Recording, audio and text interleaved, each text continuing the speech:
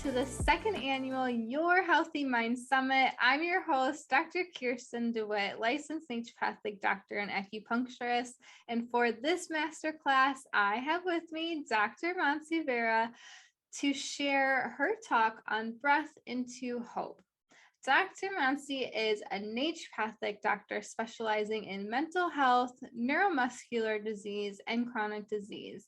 She uses dance as therapy alongside various mind-body techniques in her practice. Dr. Mansi is also a certified YogaBody Breath Coach, health coach, and nutrition therapist, and professional classical Indian dancer. She loves experimenting in the kitchen, motivational writing, and getting lost in nature's meditations. She also serves on the board of the New Jersey Association of Naturopathic Physicians. So thank you so much for taking the time to be with us again this year for our second round of the Your Healthy Mind Summit. Yeah, thank you for having me, and thank you for doing the work that you're doing and spreading the light. Thank you so much for having me, Dr. Kirsten.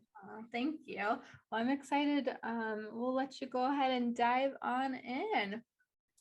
All right, let me share my screen. And don't forget that if anyone has questions, just write them down and save them for our live Q&A portion that we'll be doing with Dr. Mansi. All right, so breathing into hope. This is kind of like a refresher and a continuation at the same time of last year's talk. So some of you might be familiar with my story, and maybe it'll be new for some of you as well.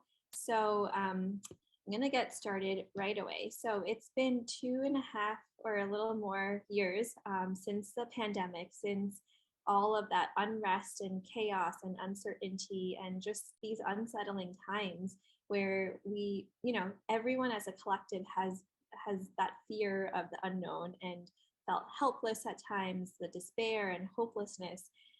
We've all lost people. We've witnessed the worst of racism, and our country's divided, and we've also witnessed people coming together, right? So while the world has been going through its own pandemic, I have gone through a bit of my own. And this started literally when the pandemic also started. In January 25th, 2020, I nearly died. And there's a story behind it, a long-winded story. Ultimately, it was a medical emergency.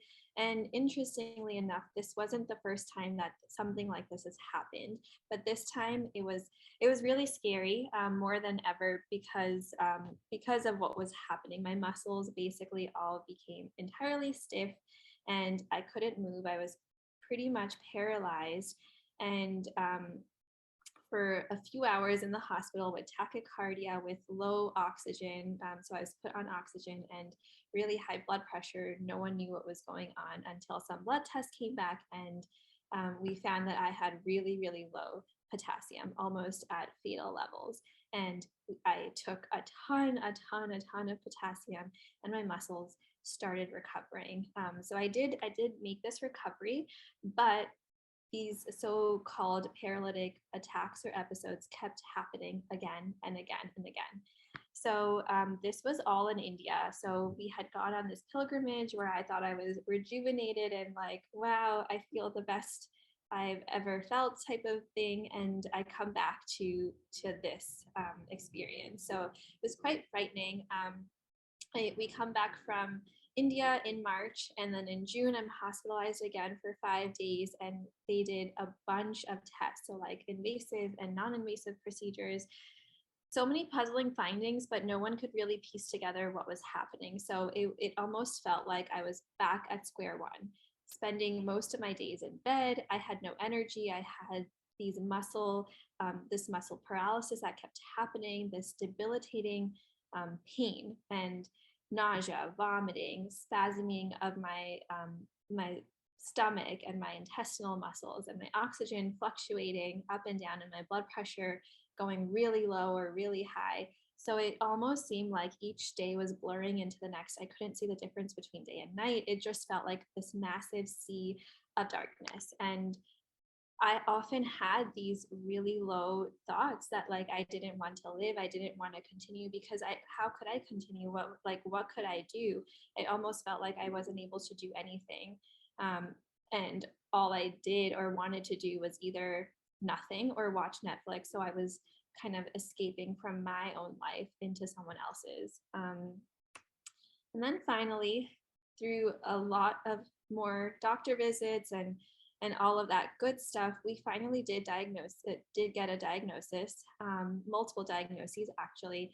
One turns out to be a very, very rare condition called hypokalemic periodic paralysis, which kind of describes what's happening to me. I periodically go into a full body or a partial body paralysis, and it is genetic in nature, and also these other comorbidities that I have, including POTS and mast cell activation syndrome. So a lot of these complicating factors that doesn't necessarily help when you're already not feeling well, and then you don't know where the symptoms are coming from. Are they coming from the POTS, or are they coming from, whatever it is? So it kind of, it made the struggle a true struggle, and not only me but everyone around me too, because I lived with that uncertainty, and these attacks kind of came on, whenever they wanted to, wherever I was. So in the middle of this, though, I want to say and mention that I've always been this motivated person, like a fighter, a go-getter. So I had this spirit of hope, even though I didn't know what was yet to come. So I want to kind of say that right now, because I think this is one of the things that I held on to, and that helped me kind of move forward and move past this, to like not give up. And I've had this background since I was a young child. I've always had health issues, lots of health issues. So I got into meditating when I was 14. I use prayer as something that I really look up to give me that grounding. I say positive affirmations, and all of these things I think were really important, because it kind of set me up to help me when this major event happened in my life. So, and in some ways, I think I was neglected by doctors and by people in my family who were in the medical field, because I did all of these things. So I looked somewhat normal, and I never liked looking sick. So I would mask my illnesses throughout my life as well as I could. And I'm sure people can connect to this as well, because it doesn't feel good to look sick, right?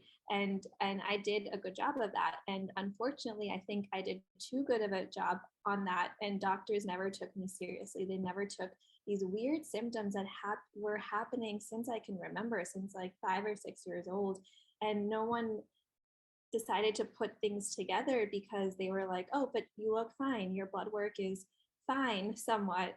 So it makes it, as a doctor now and looking back, it's kind of that irony that keeps happening, that like sometimes we have to listen beyond, just what's happening on paper, and really listen to the patient.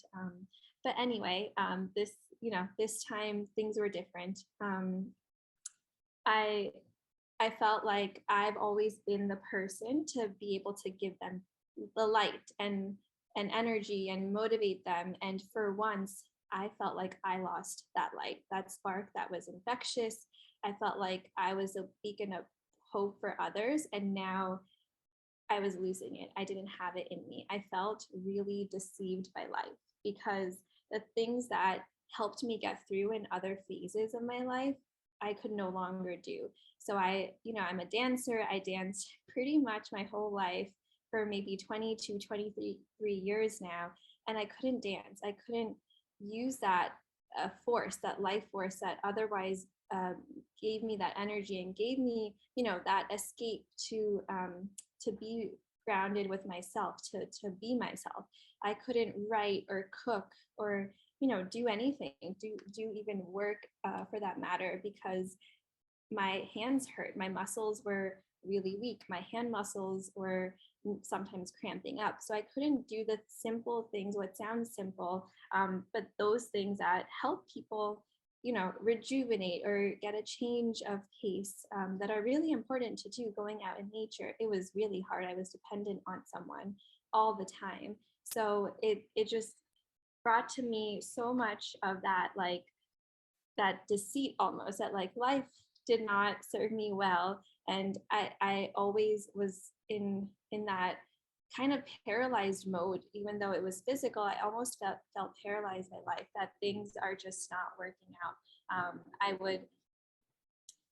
would almost not want to do anything, like I mentioned before. It was a really hard time, to feel like there's nothing more. What will I do if I can't walk? What can I do if I can't type or use my hands? And I think feeling that way, so deep rooted, also allowed me to finally make that shift. Because it's like when you hit rock bottom, the only way around is up. You can only go up from there. And I think I had hit the rock bottom. I stopped meditating. I stopped doing my spiritual practice. I stopped all the healing. I felt like, what was the use? And then things happened. So this was the kind of irony I was describing before, because I had just recently graduated, and I was so excited to start a practice to help people, because that's my passion. I wanted to help people. I have suffered from illnesses since I was a kid, so I knew I wanted to become a doctor to truly be able to help others.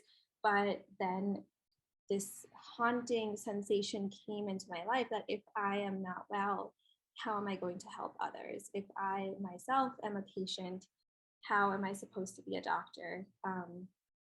But my mom has this spiritual aura about her and always put things into perspective for me. And I truly am thankful, because the one thing that she continuously said throughout this process is, when the time is right, it will happen. So my time wasn't right. Maybe I was meant to go through these things throughout life, maybe even to still go through a lot of these symptoms and illnesses. But it will happen when the time is right. And she was right, to a large extent. And it brought me that sensation of hope, because once you feel that, like the slightest shift, that slightest bit of, yes, I am kind of going to accept what the universe is going to send me, and maybe my timing really isn't right, but having that glimmer of hope that the time will come, and just hanging on to that. It's a hard feeling to describe, but that is what I did. I prayed on that. I prayed so much. I listened to Jen Sincero's book, You Are a Badass, and started engulfing myself in that gratitude, that massive amounts of gratitude of, I am alive, I can use my voice, I can talk, and maybe that's how I'm going to start change. And that's kind of what I built off of in those moments, and I cultivated hope. So what really is hope?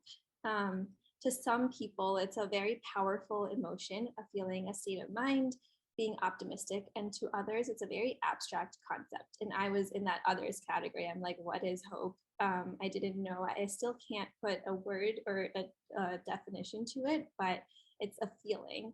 And the dictionary defines it as a feeling of expectation and desire for a certain thing to happen.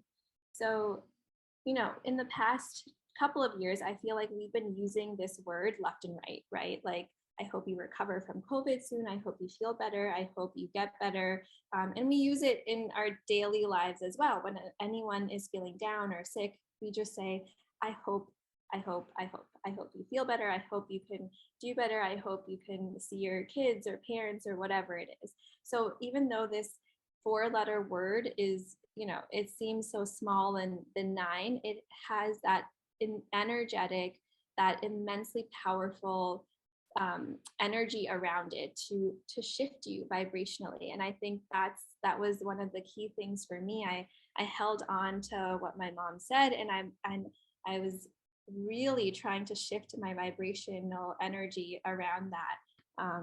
So, in a given moment, we can really have only one of two thoughts, either positive or negative. And not that, we're not defining positive or negative thoughts here, but it's that shift that happening from that negative to a positive thought.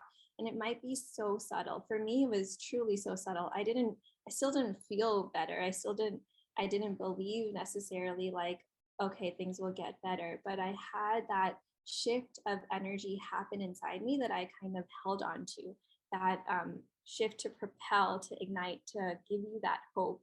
And I felt like even now, I don't know, a year later, things have not really changed. I still, for the lack of a better word, I feel like crap on a lot of days. I struggle with more bad days than good. But in another way, so much has shifted for me in the past year. I am seeing more patients. I've had days, where my blood pressure is around 80/40, or my heart rate is around 200, but I'm still alive. I am functioning. I'm able to go on. I learned to not force myself. That's a huge shift for me. I used to be like, go getter and nothing's going to stop me, but I learned to listen to my body. I'm active on social media. And yes, I have to, sometimes listen to people or family say like, you look completely fine, or this is all in your head. And again, remember, I'm really good at masking my illness. I've been good at it since I was a kid. But on the flip side, Dr. Kirsten and others, other colleagues have held space for me, have allowed me to be vulnerable and encouraged me to be vulnerable so that I can be honest with myself and my feelings. And that's what I'm doing here. I say that I don't feel well, and I feel like that's okay. I am, I wake up with massive amounts of pain and I go to bed with massive amounts of pain. But a year later, I am able to connect with more people and talk to them and hope to empower them. So long story short, I had that shift of energy that happened and I held on to it. And that's what brought me here. And that's what I go back to every now and then whenever I feel that things are going haywire, and things get haywire really quickly and a lot. So to help with that, I've come up with a few things that helped me to kind of get over that haywire feeling. And I love this quote too. Hope is being able to see that there is light despite all of the darkness. And I say that darkness because that's literally what I felt. And I feel like those suffering from chronic illnesses, whether it's physical or mental or emotional, it does feel dark, and it can feel like there's no hope left, or this is it. And while that might be okay to acknowledge in the moment, it's important to remember that there is hope, and just the smallest bit of hope, if you can hold on to that, you can really shift your state. So that's one of the things that I hope to bring to you. So, all right. Here are my top 10 ways. So the first thing is letting go of the past programming. So I was very much warped up into that negative cycle, that vortex, that I can't do this, I will never be able to do this. Doctors told me XYZ things will happen, you won't be able to do this or that. And that was scary, to be told that you won't be able to walk maybe after you're 50 or 60, you might be bound to a wheelchair. That was really scary to hear. But hope is about allowing yourself to see a more empowering future for yourself. And that shift is not easy. And each and every one of us has gone through our own share of challenges, right? We've all gone through it, whether it's an illness or not. But it's easy to get warped up into that vortex, but it's equally important to let go of those limiting beliefs, even if they are true, even if what others say, for example, what others have said about my illness, even if it is true. For me, first letting go of that limiting belief was truly transformational. So I started writing down that, yes, but this doesn't have to happen to me. It might be the case, but it doesn't have to happen to me. And that shifts your energy from feeling hopeless to hopeful. Um, and when you're able to let go of your limiting beliefs, when you're able to let go of your past, you make room for positive change. And that's something that I noticed too, when you're kind of wrapped up in that cycle, that negative thinking cycle of I can't do this, I can't do that. You don't allow that space for positive change. And as soon as you start breaking that cycle, you allow for other things to come in, and you can choose to let, you can choose what you let come, what will come in, and maybe you'll let that positive energy come in. The next thing, I like to insert these quotes in between because I feel like that's very empowering. Hope sees the invisible, feels the intangible, and achieves the impossible. And for a lot of people in this world, we are always fighting what seems like the impossible. And just know that you are not alone and there is hope. So the next thing is, don't suppress anything. Allow yourself to feel the low emotions and show compassion to yourself. So I didn't want to talk about what I'm going through because the world was going through something I felt much larger, right? The pandemic is so much larger than what one person is going through. So I felt ashamed, I felt embarrassed. And there were times where people said like the not nicest of things, that, at least you're alive, so many people lost their lives, or at least you don't have cancer. And those things can be really hurtful. They've even said, these things are in your head. And it can be really detrimental to your own healing journey to hear this type of stuff because you're already fighting your own battles and you don't want to hear all of these things. You would rather hear more encouraging things. And unfortunately, people don't realize that they're not helping, but rather they're making your situation worse, because now you're grappling with your own battles and also their unsolicited opinions about yourself. But that's just how it is. And we have to accept it sometimes. People don't always mean harm, but sometimes people are also venting at the same time. And there's so much that I can talk about this particular topic. But one of the things I want to say that helped me was to breathe.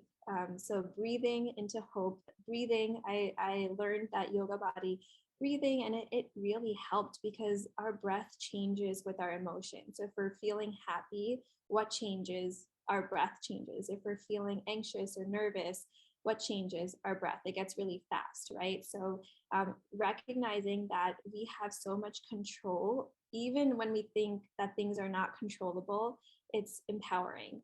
So I learned to slowly tap into my breath when people started saying these things. It's not like I didn't feel sad or upset. I still get sad or upset when people say things that aren't the nicest of things, but I shift my energy, come back to my breath, and I'm able to shift how I feel because that's what we can control, right? We can't control other people or other things or the circumstances, but we can control our breath.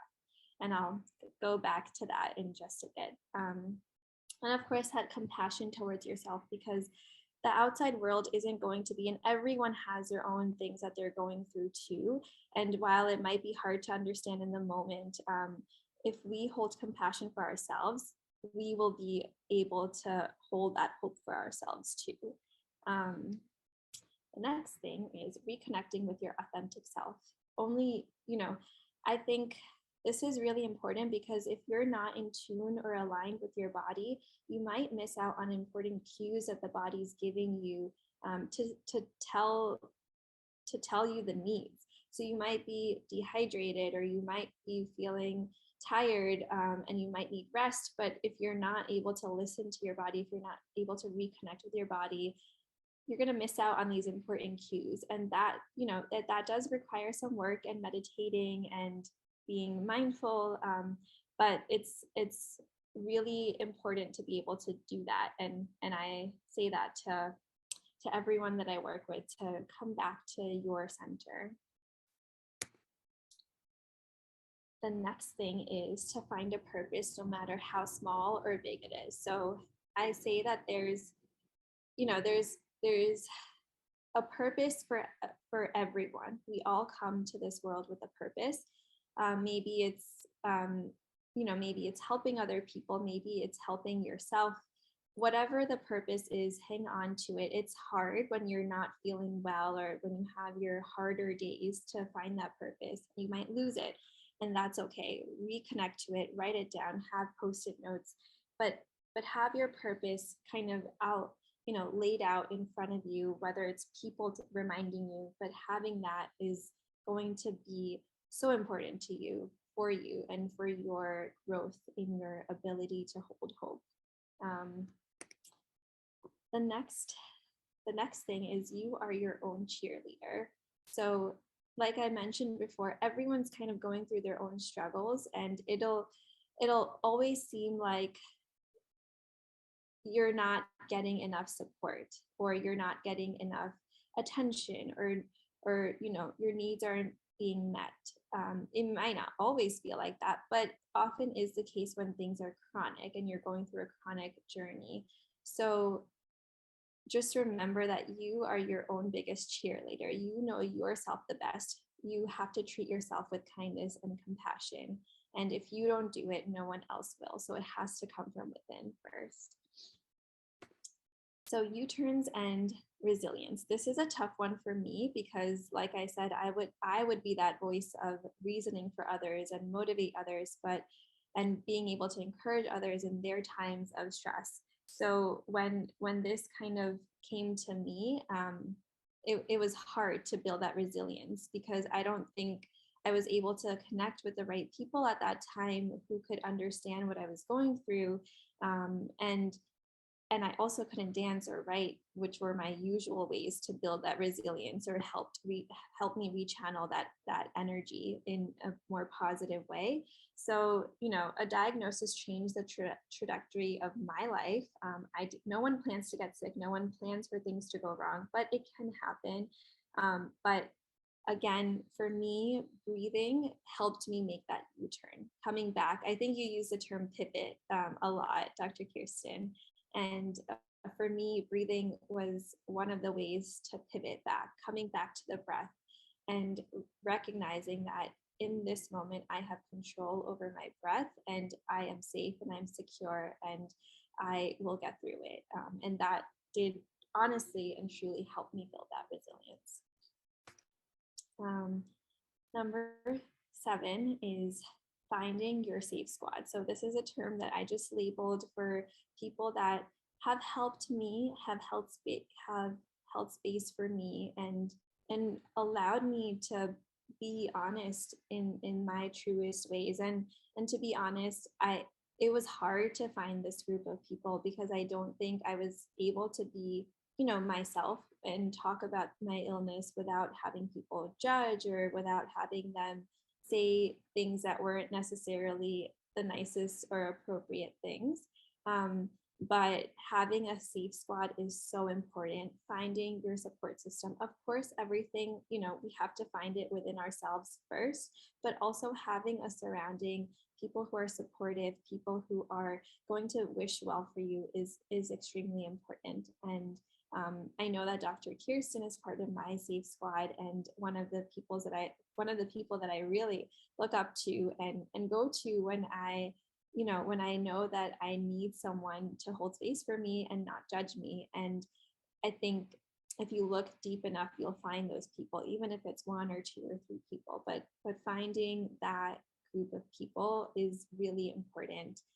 We as a culture have that tendency to judge right away. And while, that's okay and that's fine, but you might not be in that mindset or be okay with those judgments, and that might be an impediment to your own healing. So it's important to be aware of these things and find that support system and your safe squad.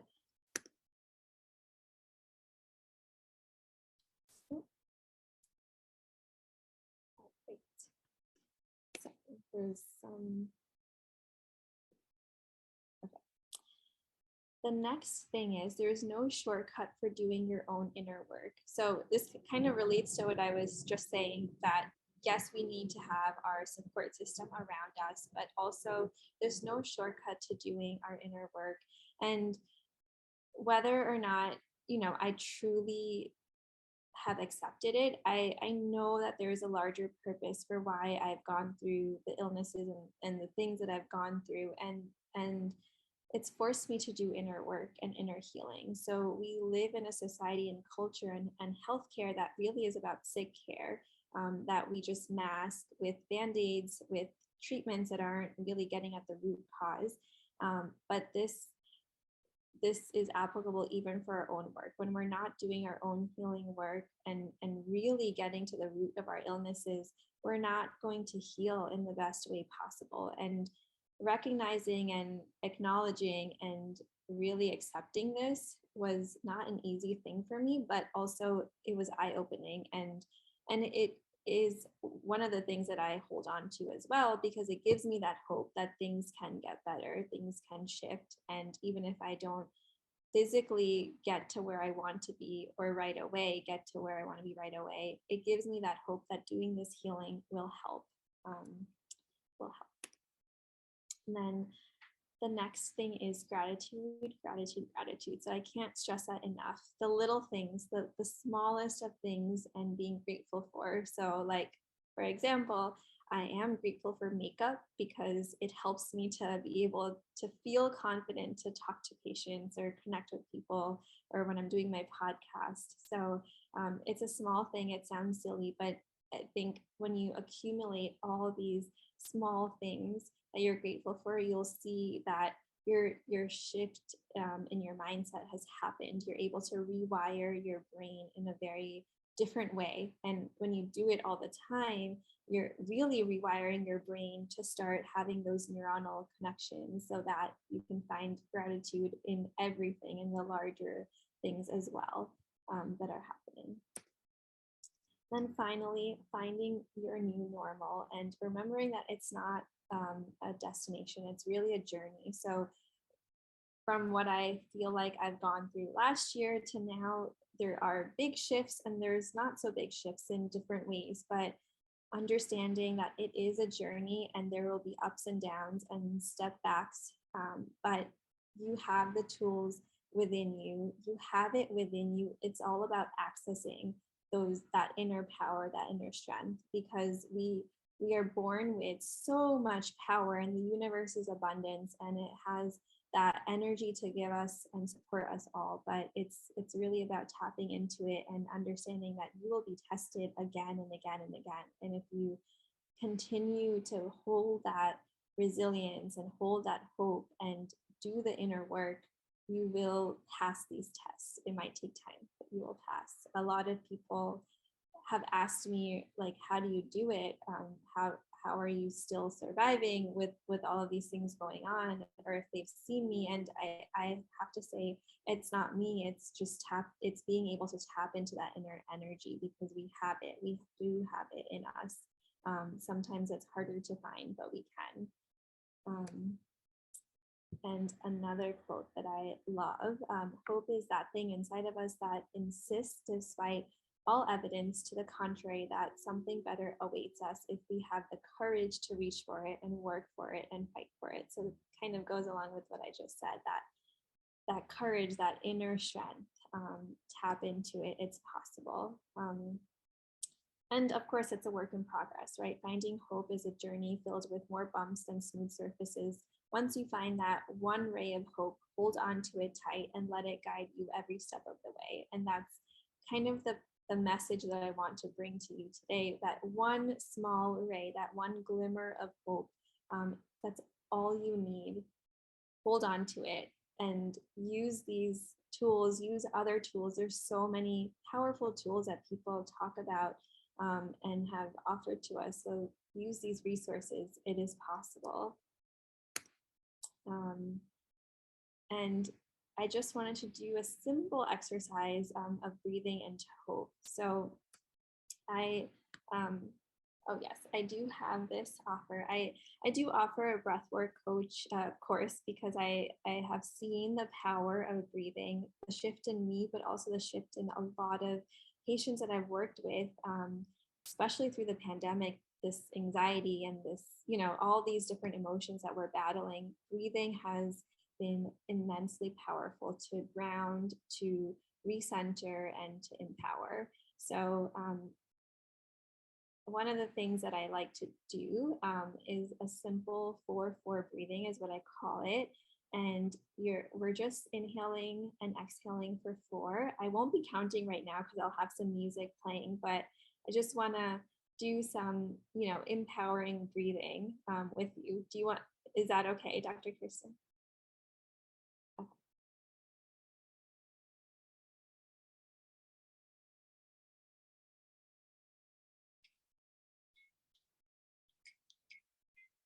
Can you hear this?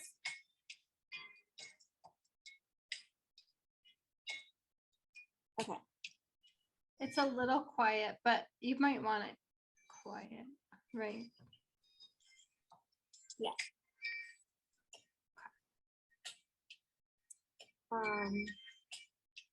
And I know it's a little interesting because we're doing this on the recording, but I like to start with just finding a comfortable position. Your neck is parallel to the floor, your chin is parallel to the floor, and your eyes are softly closed.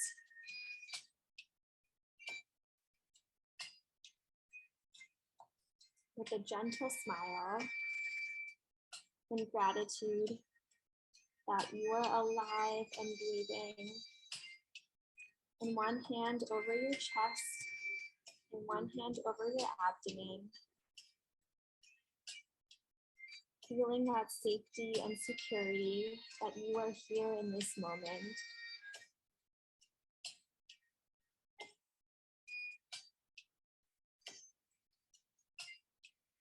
And now imagining this white light traveling down from your head all the way down to your feet.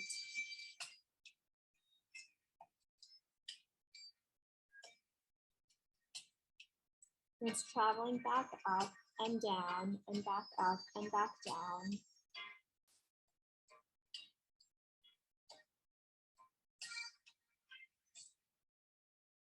And now your focus is shifted towards your breath. You're inhaling and letting your chest expand. And you're exhaling and letting your chest and abdomen drop.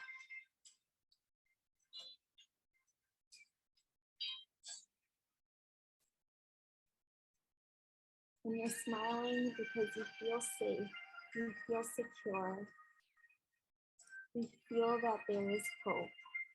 On your next inhale, inhale with that hope. Hold your breath. You smile and exhale. Exhale that energy of hopelessness, that darkness. And inhale the power and energy that you have inside of you. And exhale that hopelessness and darkness.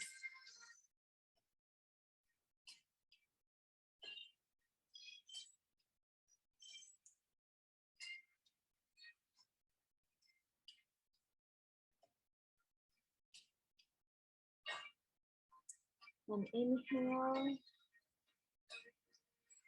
and exhale. Inhale and exhale. Inhale that hope, that light, that things will be okay. And exhale. Exhale that doubt, that thought that you can't do it. Inhale, that power rise inside of you. That power is within you. And exhale, let go of that doubt.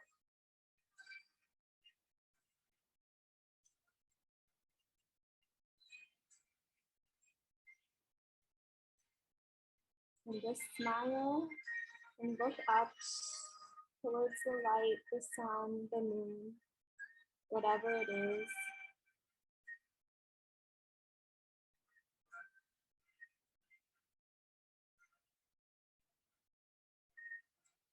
And come back to center.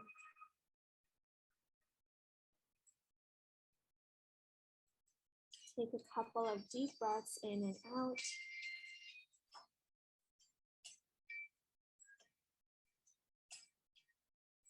And gently open your eyes.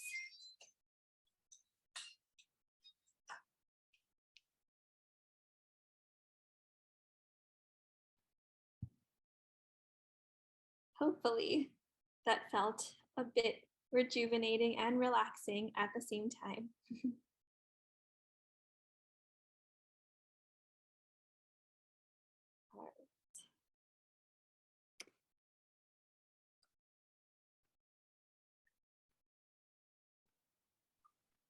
Thank you so much for that. That was wonderful. Definitely relaxing. Good. Feeling good. So hopefully everyone else is too. So thank you so much for all of your tips, your insight, for sharing your story and your experience with us. Yeah, hopefully everyone got some great tips out of that. And if you have questions, don't forget that we're also doing a live Q&A portion. We'll be streaming that through Zoom and Facebook and through Instagram. So you'll gain access to that as well. So write down those questions and save them for the Q&A portion. But where can people find you? Where can they kind of tag along and just learn more about you, your work, as well as that breathing course that you have? Yeah. So, well, first of all, thank you for letting me share my story, for having me here again for another year. And I'm so excited for this summit. All the speakers are excellent. And yes, so you can find me. My website is www.drmansivira.com, and you can email me at contact@drmansivira.com as well. And I am pretty active on Instagram. My hashtag is @dr.mansivira. So these are all ways you can connect with me. Once you go on my website and click on book now, you'll see more information about the course, the breathwork course. And on my website as well, there is information about breathing and my breathwork course as well. Wonderful. Well, thank you again so much. This was so wonderful. Again, I'm feeling great. Hopefully others are too. And we'll see you for the live Q&A. Absolutely. Thank you so much for doing the work that you do, Dr. Kirsten. You are such a light in this world, and I hope more of the world gets to interact with you and learn from you and get in touch with you. Thank you. Oh, thank you. And thank you all for listening and for watching. Absolutely. Thank you.